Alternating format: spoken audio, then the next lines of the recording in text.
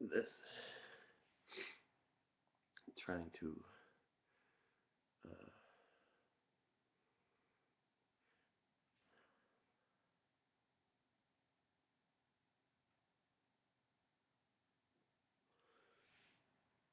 for somebody,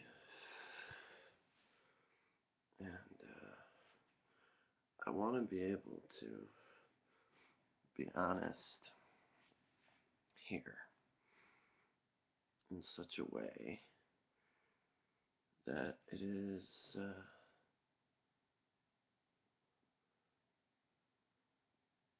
really gets the point across, because I've always wanted to explain my life.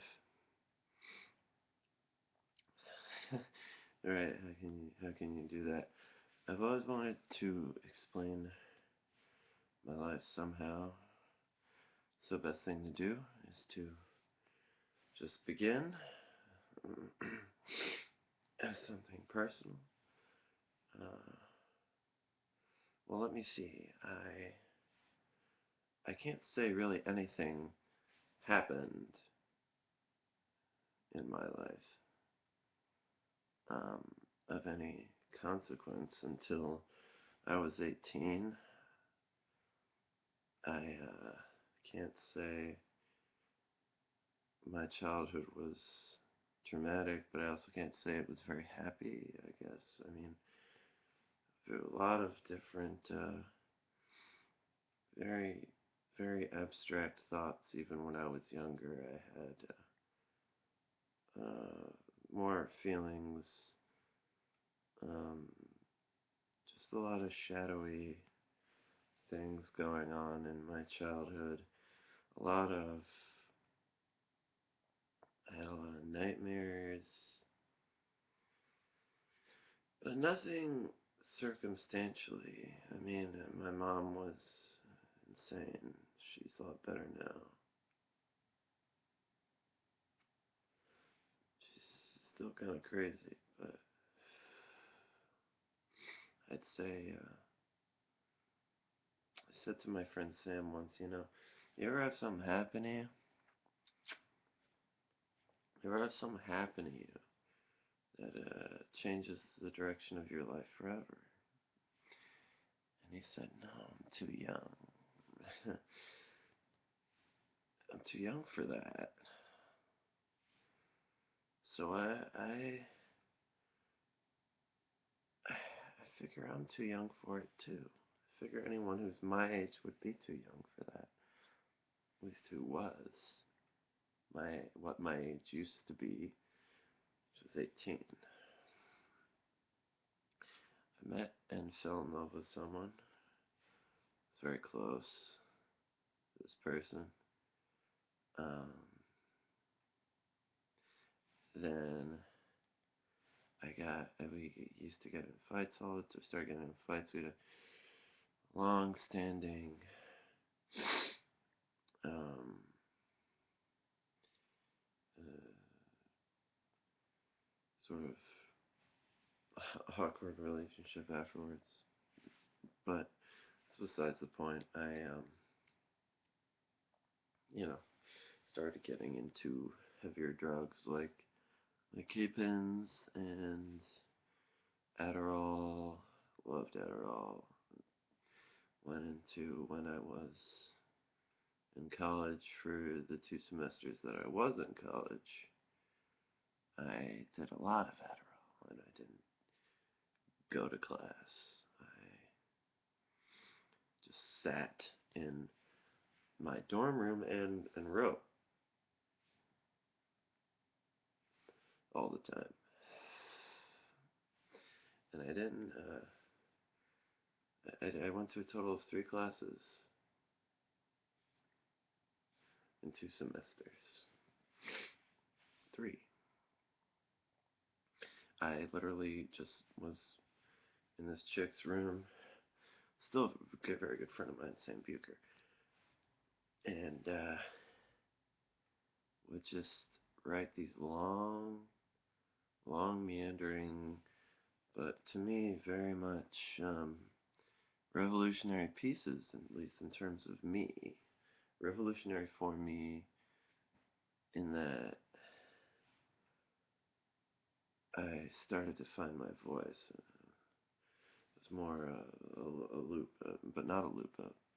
A loop, not a loop. A perpetuity, almost kind of a patience with sense that I had, that I would, build sense as opposed to making sense outright, basically. So that's what I do. I try to, you know, play with logic and finagle my way into making some manner of whole for the shape of a poem. I think the rules change from poem to poem, but they gotta be the same rules that you have for that one poem. As in, like, you cannot stray in that one poem, that one piece. So I learned a lot of discipline in terms of doing it every day and writing every day and going into the craziness and strung outness of my own mind. I have been strung out for, if anything, opiates. Blow. I just did blow this weekend. Been doing cocaine for forever. Um, so yes, I am an addict. I am a drug user. It started really with this person, but I mean, I can't put it all on her because I don't want to. That's it. Even if it is true, I don't care. But it was like a virtual pharmacy. She was prescribed K-Pens and Adderall and Ambien, and too. You trip on Ambien. If you don't go to sleep after you take it, you start to trip out and see shit, and shit moves around, blah blah blah. But then after a while, that kind of goes away too, and you just like black out and do stupid shit. Anyway,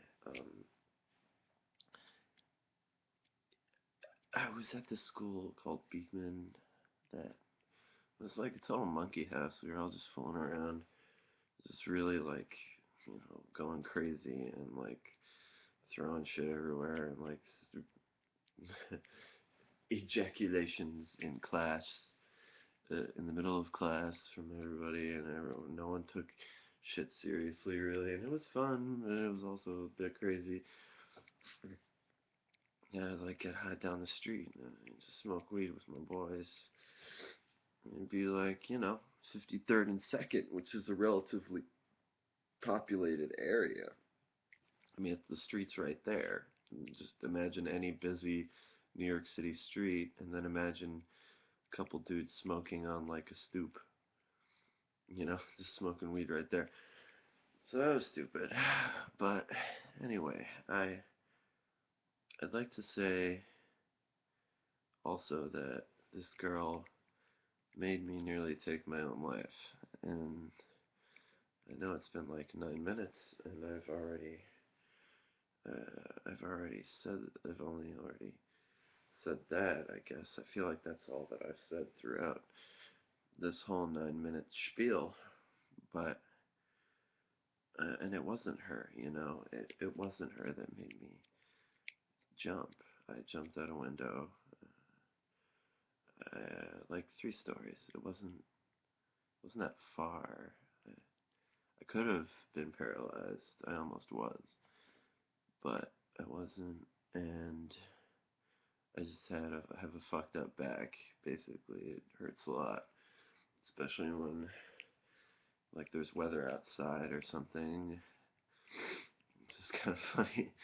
Or when it's cold, it hurts. And um, but yeah, it was just total impulse. I think if it hadn't been total impulse, but I had gone through with it, I would have done something much worse. It'd been premeditated. I mean, it was semi-premeditated in that, like, I went off to the woods first with my friend's uh, pocket knife and lacerated my wrists for a while, as if it were some banal doing. And then decided that I couldn't go through with it. But I was like so robotic by then. I just had lost all feeling. And oh yeah, this was on the graduation of my old school, Millbrook, and I felt I still will never forgive myself for what I put my friends through. Ever, I'll never forgive myself for that. But I, I wish something had gone differently. This girl, who, again, the only person I blame is where these thumbs are pointing. So this girl was like, "Hey, I want to talk to my mom," and she's like, "I'm like, no, I want to chill with my friends." This is before all this happened. Like, "Oh, I want to chill with my friends."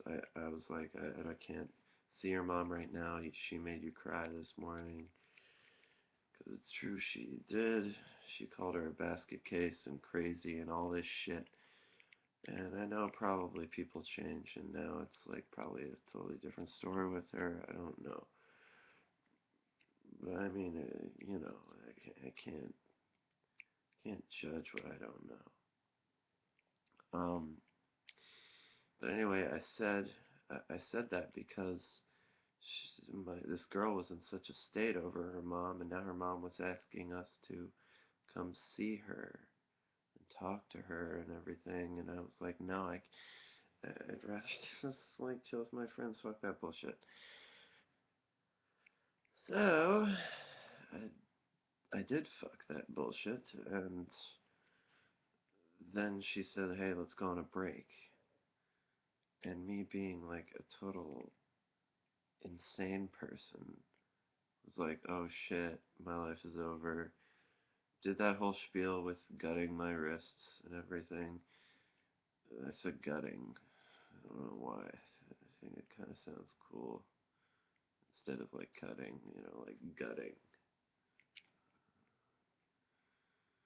Dan, you're crazy. Anyway, I jumped. It's kind of like a shitty way to deal with anything. Just fucking put everyone in a fucking circus, or put everyone in a fucking like shitstorm with like graduating high school and like all this shit, and then oh, that weird kid that used to go here came back and tried to kill himself, blah blah blah. I'm a different guy, I'm a different person, and I only examine this because someone asked me to share a bit of myself, so I figured that this would be the time to do it. A bit of myself that changed my path forever. I mean, I'll condense the rest into 2 minutes. I went to a bunch of psych wards.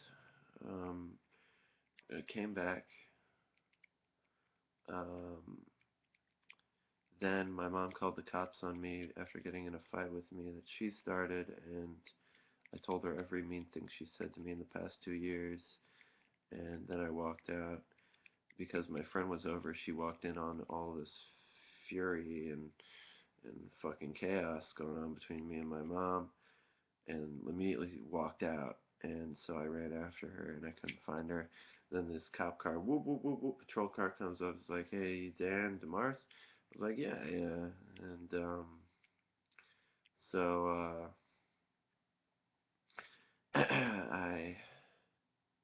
he's like, "Hey, well, let me take a walk with us," and blah, blah, blah. And so I did. And he's like, "You feeling alright?" Blah, blah, blah, etc. I get to my house. There is a ambulance outside of my apartment building, and so I had to be um, strapped in on a gurney, put in there, put in the ambulance, taken to somewhere. I don't know where it was, and this will always make me have second thoughts about the system of psychiatric aid, or the psychiatric system of this country, because I was locked in this room with a table and chair, no anything. I got there at 11. I got out at like 3. I got there, yeah, I got there at like 10 or something. I don't know. I was in there for mad long, like 6 hours. Yeah, something like that. I was in there for a while, it seemed like, and I was just bawling, sitting in this chair, this metal table, this fucking saturated fluorescent lights bearing down on me, and just bawling. The hardest I probably will ever cry in my life was then, and they had to, you know, they had to strap me in again, and you know, give me like Thorazine and shit, like inject Thorazine, and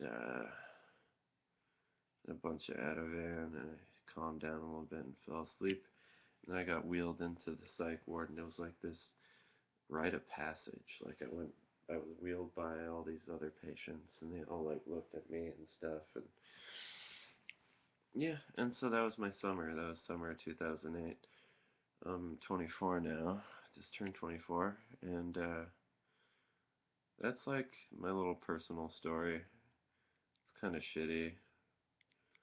Happened to me a while ago. I don't really think about it much anymore, but when I do, it does seem rather vivid still. I think some of my most vivid memories are of that horrific time. And also, this girl that I fell in love with is probably the happiest I've ever been in my whole life, was with this girl. Um, I mean, maybe, I don't know. But